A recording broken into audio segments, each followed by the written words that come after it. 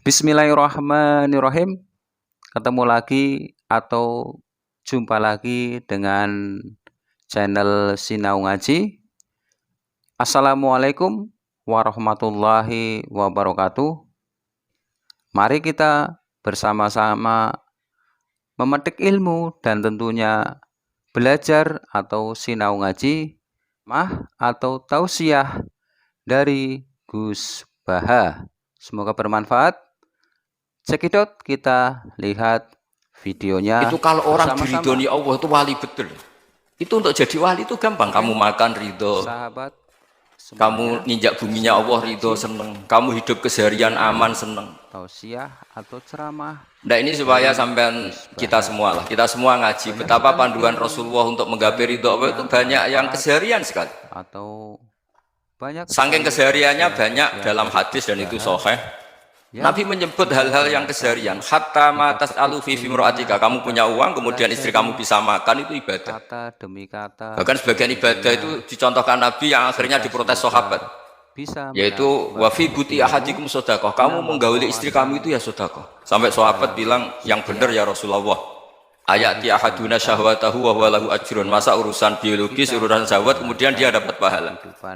Nabi menjawab, alaysa law wada'aha fi haramin akana alaihi wisrun. Bagaimana kalau dia meletakkan ke yang tidak benar, itu kan dosa.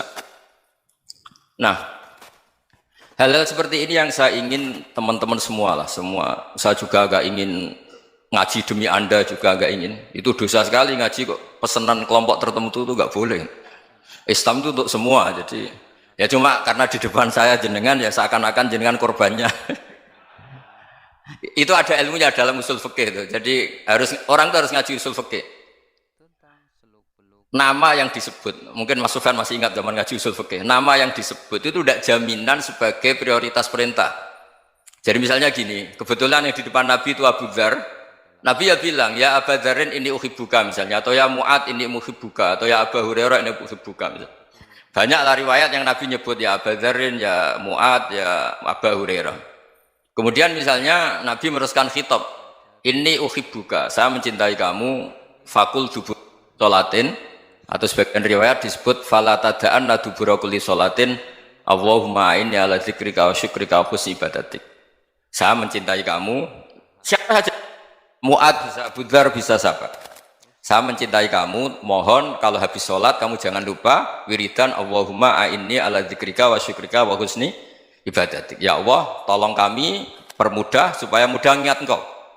Anda tidak bisa mentang-mentang, wong nama saya Parmin, nama saya Purnomo, itu yang diperintahkan Mu'ad misalnya. Jadi yang disebut satu, tapi khitab itu untuk siapa saja. Saya teruskan. Jadi saya mohon semua kita melakukan kebaikan itu, kalau dalam kaidah fikih disebut al yakin la yuzalu bisyak. Banyak kebaikan yang kebenarannya itu 100%. Tidak punya efek samping ke pihak lain, ke kelompok lain, ke komunitas lain.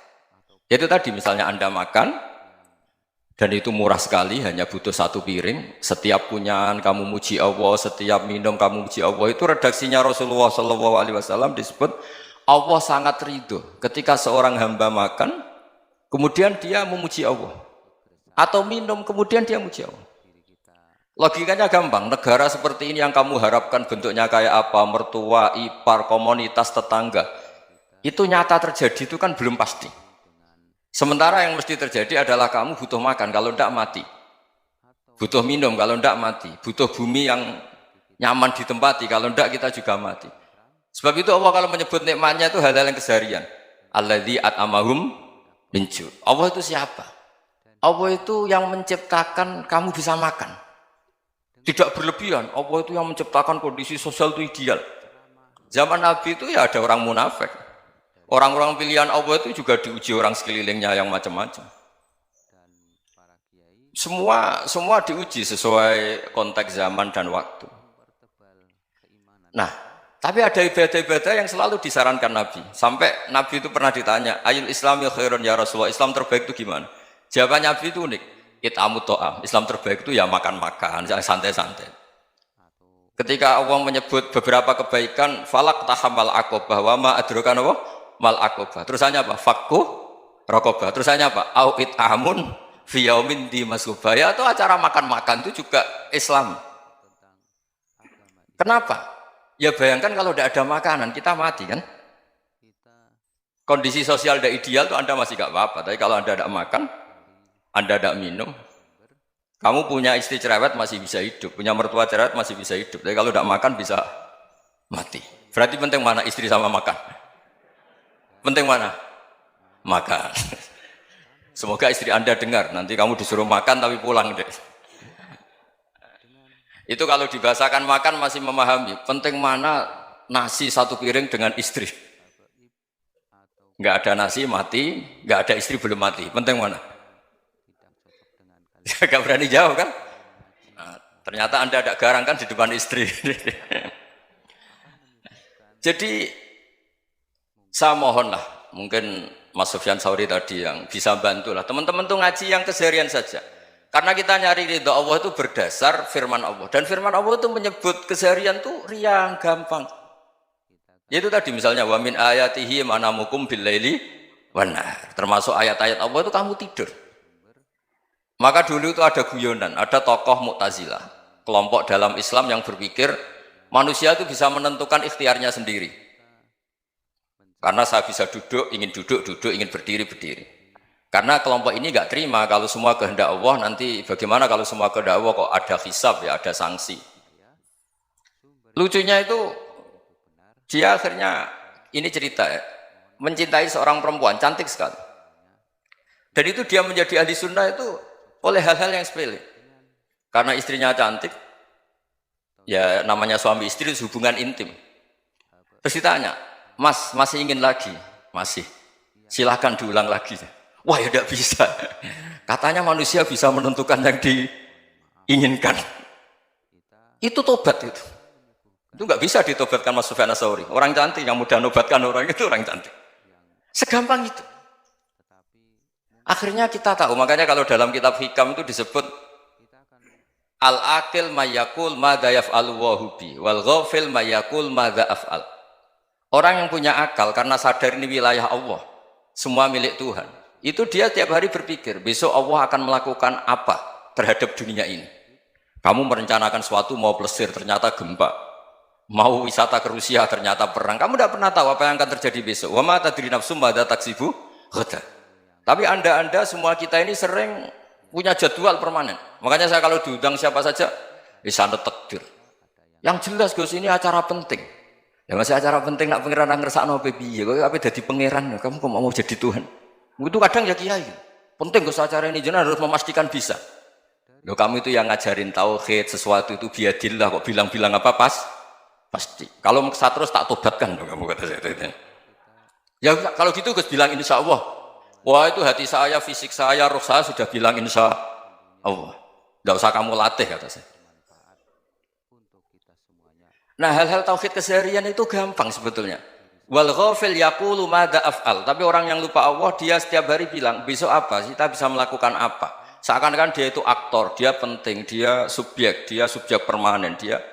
Padahal kita ini hanya objek kehendak Allah Subhanahu wa taala. Karena kita yakin sesuatu yang terjadi di alam raya ini kita tidak bisa apa-apa. Makanya saya sering ngaji, sering bilang saya, ketika Anda mensifati Allah, dia yang menghidupkan. Sudah itu tanamkan, sehingga ketika kita mati, santai saja. Kenapa santai? Allah punya cara menghidupkan kita. Zaman kita hidup juga gak tahu caranya ngelola jantung, ngelola paru-paru. Kamu juga gak tahu ngelola oksigen yang tidak beracun, tidak mengandung polusi. Tahu-tahu hidup. Gak ingin tua ya tahu-tahu tua, gak ingin mati tahu-tahu mati. Selama ini kita hidup juga gak tahu apa-apa sebetulnya. Hanya gaya tok, punya jadwal, punya planning. Kalau kamu bisa menentukan pilihan Anda, pasti Anda istrinya cantik, 4 neriman semua, kona'ah semua. Nyatanya enggak kan? Sudah 1 jelek, cerewet. Oh itu kan, nyatanya enggak bisa apa-apa Anda kan? Dan kamu bawa mati lagi. Itu kan, istri Anda juga gitu, punya keinginan, punya suami yang ganteng, yang jabat, yang neriman, yang enggak poligami. Ya enggak kesampaian juga. Kalau kita ngitung tingkat kegagalan kita itu gagal terus. Ya kan? Nah, Terus ingat Allah, madza yaf'alu wa bi. Orang yang punya akal selalu berpikir Allah itu menghendaki apa terhadap saya. Lalu sama-sama orang ngelihat orang yang serius, itu kata Anda itu pemikir berat, serius, senang punya tokoh yang merengut tuh, karena kamu anggap serius. Tapi sebagian orang anggap orang yang serius itu wong merengut, wong masam, wong muka kok ditekuk.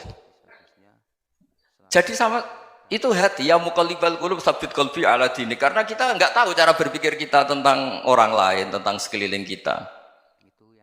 Misalnya kita orang baik yang jenis ngurmat fakir miskin, ada orang bangun masjid mewah itu janggal. Apa artinya masjid mewah kalau banyak orang kelaparan? Tapi kalau yang jenis pendidikan, apa artinya masjid mewah kalau tidak bisa ngaji? Nanti yang jenis infrastruktur, apa artinya ini kalau semuanya punya sudut pandang yang berbeda-beda. Dan Islam mengapresiasi semua kebaikan. Tapi katakan semua kebaikan itu adalah kehendak Allah Subhanahu wa taala. Karena apapun baik Anda itu pakai fasilitas yang diberikan oleh Allah Subhanahu wa taala. Sehingga ini yang disebut kulillah sumadarhum fi khawdihim yal'abun. Ya kembali tadi ke tema-tema bahwa keseharian Anda ini sudah Islami. Saat Anda tidak bisa melakukan apa saja. Saya sering ada jenazah, biasanya kalau tetangga meninggal saya sering disuruh ngelepas. Saya bilang orang ini baik karena sering ngelamun di rumah, sering nganggur di rumah. Ditanya sama anaknya, kenapa Gus nganggur baik? Ya kalau dia nganggur artinya juga agak berbuat sesuatu yang maksiat kan? Ya kan, orang nganggur di rumahnya ya tidak bunuh orang, tidak maling, tidak korupsi, ya namanya nganggur di rumah. Lah cuma istri cara pandang nganggur gak menghasilkan uang itu, tapi juga gak menghasilkan kriminal kan? Jadi sebenarnya Islam itu makanya kalau sampai ngaji usul fikih itu ada kitab usul fikih namanya Lubul Usul, itu terkenal sekali di pesantren itu. Itu kalau ngapresiasi keseharian itu luar biasa. Izma min mubahin illa wa yatahaqqaqu bihi tarku haramimma. Karena keseharian yang mubah saat Anda lakukan itu ada kehebatan yang luar biasa, yaitu meninggalkan haram. Makanya dulu banyak orang-orang alim ketemu temannya itu guyon sampai semalaman. Itu biasanya yang semangat Islam itu, kiai kok tidak tahajud, kiai kok tidak witir. Orang yang sedang mapan uangnya banyak, malam itu tidak kelayaban itu sudah luar biasa. Melawan nafsu supaya tidak maksiat itu sudah luar biasa. Supaya lupa guyon sama temannya semalaman sampai subuh. Gejlok-gejlokan mengenang zaman miskin, zaman kuliah nggak jelas, zaman apa. Melihatnya jangan tarkut tahajud. Seperti ini meninggalkan tahajud, tapi meninggalkannya ini talkul muharramat. Jadi kayak apa hebatnya? Sehingga Imam Ghazali punya riwayat yang agak unik. Hatta takuna ibadatu akhiri hadil ummah iku an-naum. Sehingga suatu saat ibadah terbaik umat ini itu tidur. Itu kan riwayat kontroversi. Ketika Imam Ghazali tanya, kenapa iya? Kenapa kamu mulai keluar dari rumah itu sudah banyak maksiat? Melihat perempuan yang enggak mahram, melihat fenomena. Tapi kalau kamu tidur itu enggak melihat apa-apa. Tapi juga kamu jangan nganggap tidur itu ibadah betul. Saatnya melakukan fardu ain malah masih tidur. Tapi itu sudut pandang yang menjadikan kita Islam itu gampang. Jadi saat Anda tidak bisa aktivitas apa-apa, misalnya ada beberapa orang yang lumpuh. Lumpuh itu memang nggak bisa Jumatan, nggak bisa ibadah, tapi dia juga nggak bisa maksiat. Tidur itu memang Anda saat itu tidak bisa tahajud, tidak bisa witir, tapi saat itu ada zina, ada maling, tidak gosipkan orang, tidak bully orang, tidak menanamkan kebencian, tidak hasud. Sehingga tidur menurut Allah Ta'ala wa min ayatihi manamukum billaili apa? Wan-nahar. Karena di tidur itu selain ada unsur istirahat, jaga stamina, juga ada unsur meninggalkan beberapa keburukan. Nah saya mohon ibadah yang keseharian ini kita jaga. Supaya kita semua baca ayat itu fasih. Fasih itu tertanam di hati. Allah itu siapa? Alladzi at'amahum min ju'i wa amanahum min khawf. Dan Allah kalau cerita di Quran itu anna subabnal ma'a subba thumma syaqaqnal ardhan wa syaqqa fa'ambatna fiha habba wa inaba wa qadba wa zaituna wa nakhla wa hadaika hulba. Kamu tahu saya ini siapa, kata Allah. Saya ini adalah Tuhan yang menurunkan air, kemudian ada tanaman banyak. Habba wa inaba wa qadba, ada zaitun, ada tin, kalau orang Jawa mungkin ada tela, ada padi, ada mangga, ada pisang. Sudah. Wa inaba wa zaituna wa nakhla wa hadaika hulba, ada perkebunan yang lebat. Tujuannya apa? Mata Allahkum, silahkan kamu pakai, kamu nikmati. Tapi karena kadang kita ini punya ide-ide besar. Tadi untuk syukur saja nunggu punya istri riman, rumah baik, tetangga baik, komunitas baik, semuanya baik baru syukur. Lama-lama nanti ada di surga, syukurnya nunggu surga paling kelas A. Itu sudah ada yang menghuni Rasulullah. Kamu nggak boleh di situ. Masa untuk syukur saja? Repotnya Masya Allah. Jadi mohonlah Quran yang kalau Anda hafalkan juz sama itu kan ada ayat-ayat yang kayak tadi. Ya, fal yang dzuril insanu ila ta'ami. Coba lihat apa yang kamu makan ya? Dari mana? Dan untuk mempertahankan hidup kamu keseharian. Jadi jangan kira ibadah itu harus membentuk komunitas yang versi Anda. Ibadah itu harus yang hal yang mulu-mulu. Kesehariannya Anda alami. Loh ini saya tidak bikin-bikin. Saya ngaji bukan karena berdasar pesanan. Itu ayat yang saya baca kan betul ada ayatnya kan. Fal yang dzuril insanu ila ta'ami. Anna sobba benal ma'a sobba. Thumma syaqaqnal ardo syaqqa. Fa'ambasna fiya habba wa inabau wa qodba wa zaitunaw wa nakhla wa hadaika gulba. Terusannya apa? Mata'al lakum, silakan kamu nikmati. Mata itu silakan kamu nikmati. Ya kayak sampean dikasih hidangan ya makan. Ya sudah makan. Habis makan ya minum. Habis itu ngantuk ya tidur. Ya sudah normal-normal saja. Kayak apa indahnya Islam. Tapi Anda mencari Islam yang gimana lagi? Nah itu yang diajarkan guru-guru kita, diajarkan sanad kita sampai Wali Songo, sampai Rasulullah SAW. Bahwa pada akhirnya ada jihad, ada perang. Itu dulu memang perang, bukan membunuh. Beda. Dulu kita dijajah Belanda ya perang, dan itu normal karena kita dijajah. Jadi ketika orang lain ingin baik sama kita, wa in ahadum minal musyrikin astajaruka ya fajirhu hatta yasma'a kalam Allah. Kalau mereka ingin baik ya kita baik. Makanya ada istilah musta'man, mu'ahad. Kalau mereka ingin damai, berdampingan dengan kemajmukan ya itu yang lebih baik. Karena memang Islam menghormati proses perdamaian. Wa in janahu lis-salmi ya fajnah lah. Kalau ingin damai ya kita harus damai. Biar mendapatkan notifikasi. Jazakumullah. Assalamualaikum warahmatullahi wabarakatuh.